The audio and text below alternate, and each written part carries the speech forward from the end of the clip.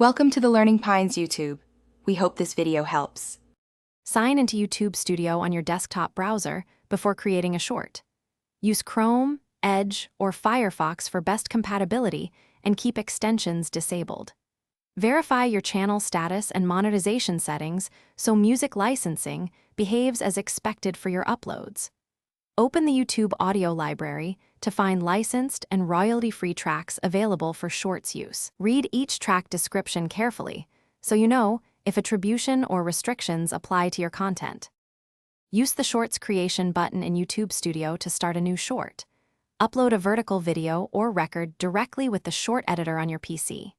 Select Audio to browse the YouTube audio library and click Add to include music in your timeline.